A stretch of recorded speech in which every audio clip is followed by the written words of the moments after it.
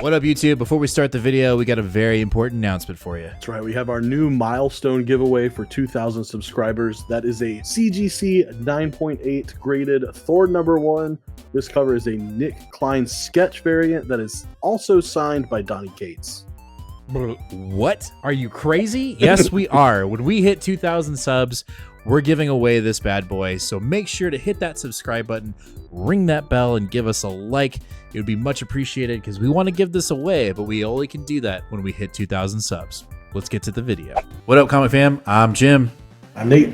We are Two Fat Guys Pull, and we've got another fresh new comic day video for you for the week of March 19th. This has been a long time coming.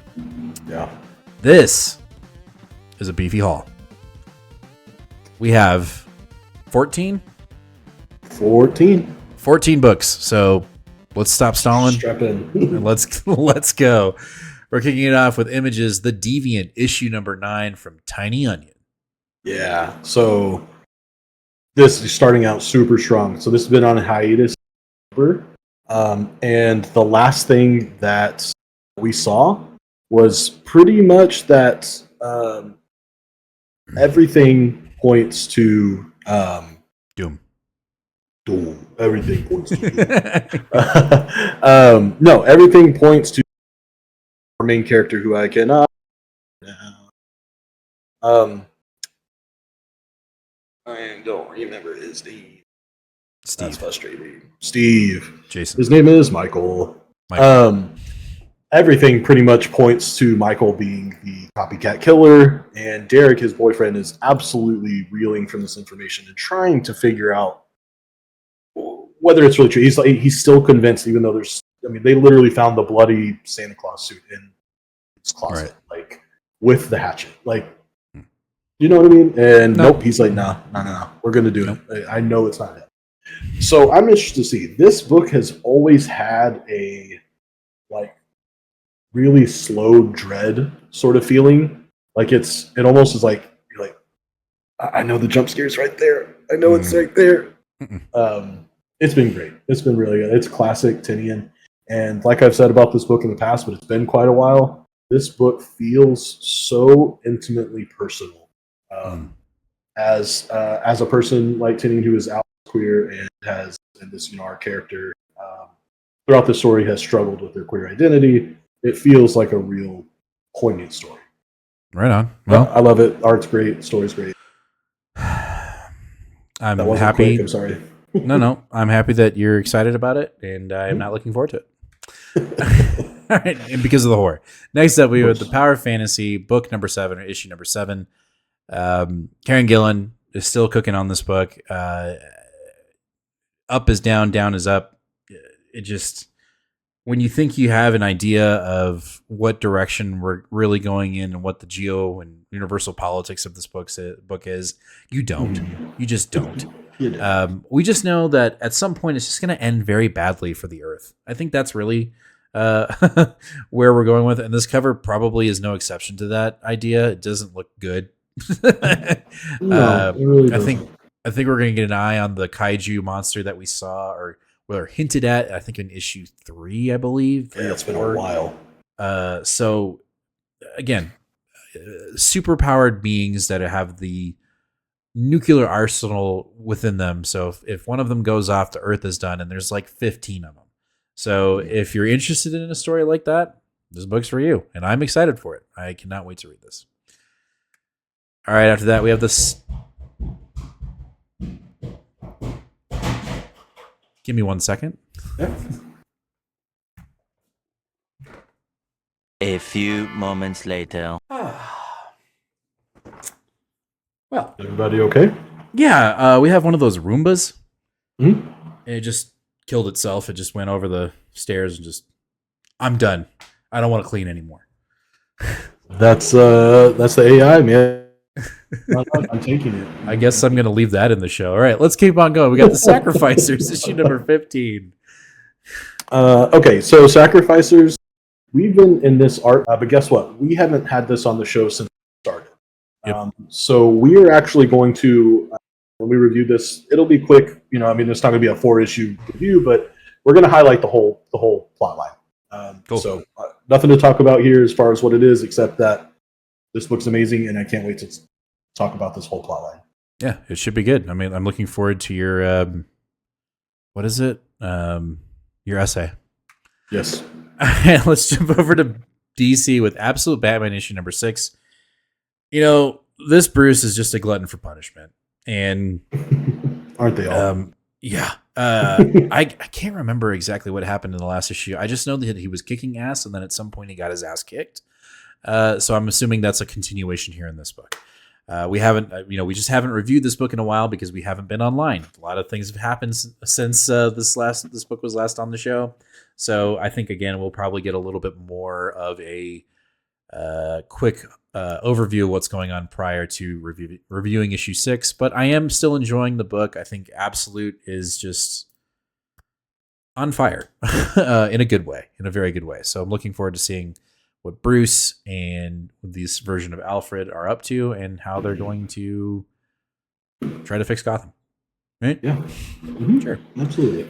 Speaking of Absolute, we have a new number 1, Absolute Flash issue number 1 from Jeff Lemire. How is a Flash book making me go?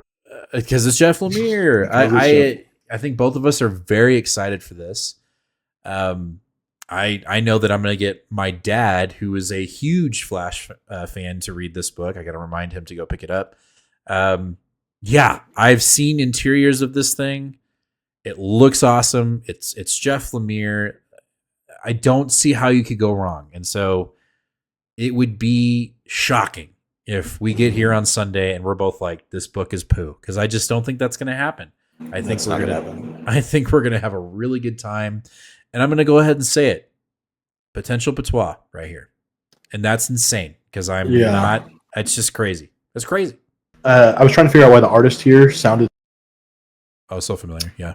Do you remember Behold Behemoth? Yes. The Boom Studios book with that like killer, like almost like hellish art. Oh yeah. Yeah. That was him. Uh-oh. Yeah. That was him and Tate Bromball, who's done like everything under the sun right now. He's doing the Batgirl right now. I'm not going to say potential patois here. This is patois. Yeah, this is going to be up there. Unless Jeff Lemire just like had an off day, I just don't see that happening. I think this is going to be. I don't either, especially with what he's got going. Right. I mean, I guess his endings are totally different, but I mean, the dude's just. This cover's dope as shit too. Yeah. All right, let's keep moving on. Let's stop. We still got other books to talk about. All right, next up we have The New Gods, issue number 4 from Ram V. This has been so good. I will tell you now. Is it confusing? 100%, because I don't know The New Gods that well. But Ram V does such an inviting and enticing job with this book that I'm just in, man. We're dealing with Icarus being told that he has to kill this new god who's a kid, a baby, and he's got Mr. Miracle on the job to make sure that he doesn't accomplish that goal. You got Big Barda just fucking doing Big Barda things, and she's awesome. And anytime she's in this book, which she's been in every issue, I'm like, fuck yeah, let's go. Why on earth would you even think about messing with Big Barda? I don't get it. I don't understand why anybody would try to fight her. She's just, and Ram is doing an amazing job with her. And I think Ram is making the case that she deserves her own book. And I think, is it Stephanie Phillips? Who's writing, the other book that she's in that we're so good on? Kelly Thompson is right. Kelly Thompson. That is. I think Kelly Thompson.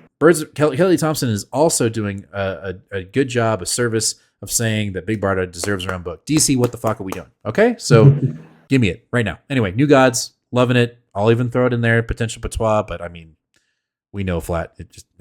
Anyway, it's over. Game over. Hey, I'm interrupting the video. It's only because I've got something really important to tell you. I know you know what we're giving away when we hit 2,000 subscribers. I gotta let you know about what we're giving away when we hit 1,250 subscribers. We're giving away this Uncanny X-Men #1 signed by Jim Chung, CGC grade 9.8. When we hit 1,250 subscribers, you could potentially win this, but you have to be subscribed to our channel. So hit that sub button, ring that bell, and give us a like. Let's get back to the video, shall we? All right, jumping over to Marvel, we're going to kick it off with The Avengers, issue number 24 from McKay, and we're still dealing with this heist. I think this is kind of the conclusion to the heist for the century.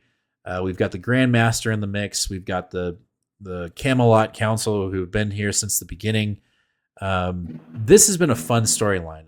Again, we haven't been here to review it. We've been reading it. I've been reading it. We just haven't reviewed it. But McKay writing Black Cat, can't go wrong. Right.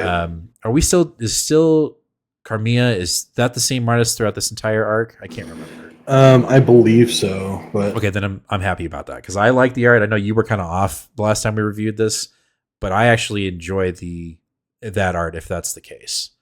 Yeah, it is. That's felt like Avenger artwork. Outside of having Pepe or RB Silva, it's been consistent. So I'm enjoying that. So I'm looking forward to the conclusion of this little heist arc. Oh yeah.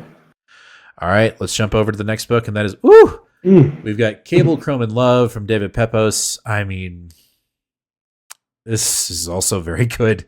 This is just an incredible week. This storyline, if you're not reading this currently, I highly recommend it. It is not very fluid or even really connected to the current X-Men book, which I think is a good thing, because it's just doing its own thing, a lot like the Psylocke book too. And this is just a completely different story, and you've got a very different take on Cable, really diving into the techno-organic virus, getting into a love interest. And again, we had David on the show when we did our Secret Origin interview with him, and he did a really good breakdown of Cable, Love, and Chrome. And so I highly recommend it. If you're not reading it right now and you have any interest in Cable or any interest in the techno-organic virus, go pick up Cable, Love, and Chrome. It is a fun, awesome read. I enjoy it. All right, after that, we got One World Under Doom, issue number 2. Doom is Doom. What you gonna do? Everybody is after Doom because he's now the Sorcerer Supreme. He's basically promising world peace to everyone, and a lot of people are buying in, but our heroes are not. The Avengers thought they could take him down. He knew them too well. Now it looks like the Fantastic Four are going to try to take him down. It's very clear that he knows them too well. This One World Under Doom event is intriguing. I'm not doing all the tie-ins. I'm only reading books that are interconnected that I'm already reading. That's how I'm going to do it. I can't. I think the only way Marvel will ever get me to go all in on an event again, I think there's two, if not, there's probably 3 ways, but I only know of 2. And one would be Donny Cates is writing it. So there'd be 3. I already know. If Donny Cates was writing it, if Daniel Warren Johnson was writing it, or if Jonathan Hickman was writing it. Yeah. That's the only way. I get that. So I actually need to catch up on what tie-ins have you read that you think are necessary? Because I'm just going to read them. Obviously, I don't need to read. I don't think I need to read the X Factor tie-in. I don't know that I'll read the NYX is technically a tie-in. I don't understand that. Maybe you do. I don't. And then the Amazing Spider-Man I understand how that's sort of involved, but I'm not interested there. But other than that, Iron Man, Doctor Strange of Asgard, Fantastic Four issues, Weapon X-Men, Thunderbolts, Doom Academy. Y'all tell me if y'all have read any of these and you like them. So I've picked up Doom Academy and I was like, meh. I picked up the Weapon X one and it doesn't really feel like one, so eh. Okay. Fantastic Four, I think it's probably worth it. I just haven't done it. Oh, actually, I did pick it up and I was like, eh. Because it just was dealing. It's like a side quest, right? The main good people are not in it. Now She-Hulk's in it, but again, it's okay. Yeah. What were the other ones? Doctor Strange of Asgard. I think you would enjoy. I think you would really enjoy. The thing that got me for Asgard was the artwork. It's good artwork. It's just not for me. But I'm still reading. So there's that one. And I think that's obviously a direct because it's Strange and he got his powers stolen. So that makes sense. What was the other one? Yeah. Iron Man? Whatever. Yeah. Okay. So that's that. Read the main ones. Well, Clearly they're doing something. But other than that, Yeah. I just don't think it's there. I don't know. It's just me. All right, after that, we got Psylocke, issue number 5 from Alyssa Wong. We've got this guy who's making chimeras, and he is after Psylocke, and I'm here for it. He chopped up her boyfriend, Greylock, right? What's his name? Grey Crow. Grey Crow. Chopped him up into pieces. That was crazy. And now she's out for revenge. This book is fantastic. It's doing its own thing, and I can't say enough about it. So if you didn't jump on it, I highly recommend it because I think it's doing a lot better things than the current X-Men books. Ooh. Sorry, Ooh. that's just my hot take. That's just my No, I like it. I mean, Alyssa Wong does great things. Alyssa Wong does do great things. She's amazing. She just All had a right. sneeze on Captain Marvel. Yeah, well, we won't talk about that. All right, next up we have Ultimate Black Panther issue number 14 and Vibranium. Vibranium in this universe has some kind of cosmic past, and it has this like living memory inside of it, and our Sorcerer Supreme in the Ultimate Universe has somehow kicked out that living memory into actual physical being, and now Black Panther is fighting the embodiment of Vibranium. And it's a chaos wielding yearning for just destruction. It's crazy. It's nuts. You know, this entire book, Black Panther has been hearing voices about, like, you know, pushing the envelope, you know, kill your people, kill your enemies, this kind of thing, which he doesn't do. And so now we have the actual physical embodiment of Vibranium, and he's fighting it, and it's nuts. It's, again, if you're not reading Ultimate, any of the Ultimate books, you're totally missing out. And I know you're like 11 issues behind or 13 issues behind. So good luck. Thank you. Yeah, no problem. All right, after that, our last book of the night, we have Ultimate X-Men issue number 13 from Peach Momoko. And she's doing some wild and crazy things, and I cannot wait for what she's doing to actually start seeping into the rest of the Ultimates line, because she's doing such ambitious things over here with the characters that she's developing, and they're so important. They're the X-Men, and to get her version of them, and that we know that they're going to pop in somewhere in the Ultimate line, like, holy crap. Her Ultimate line is deep. It deals with suicide. It deals with all these other things, and it's very, very hardcore. And it looks like Armor, our version of Armor, is going to be dealing, like, she's been dealing with stuff, and I think we're going to get some really crazy shit here. Yeah, it's not going anywhere. Nope. And so I also love that this book is solicited through June, which a lot of books aren't even solicited that far. No, that's Marvel going, do your thing, girl. Like, We're all in. you are amazing, and we're not going to stop paying you. Who knew we would be here when we were reading the first Demon Wars? Oh my God, Jesus. We were just getting those 3-issue snippets, and we were like, oh, we just want an ongoing. And now we got it. Here it is. All right, that's going to do it for this week's New Comic Book Day video for the week of March 19th. Let us know down in the comments, what are you picking up today? What are you going to read first? And what's your potential pick of the week? As always, make sure to hit that subscribe button, ring that bell, and give us a like. It'd be much appreciated, as we're on the road to 1,250 subscribers, but we can't do it without your help. So if you're not already subbed, hit that sub button. And if you know anybody that's into comics and they haven't heard of Two Fat Guys Pull Us, shoot them our way. Let them watch a live show. Let them watch a New Comic Book Day video. And hopefully hit that sub button. We'll catch you guys live this Sunday, 8 o'clock p.m. Central Standard Time, where we'll talk about all these books and more. And we're just going to have a crazy goose time. It'll probably be a little bit of a quicker show just because we have 14 books to talk about. But don't fret. It's still going to be fun. We're still going to chat. We're going to have a good time. Just hang out, crack open a beer, whatever you want to do. And let's just chill. As always, comic fam, be kind to one another and read more comics. Later.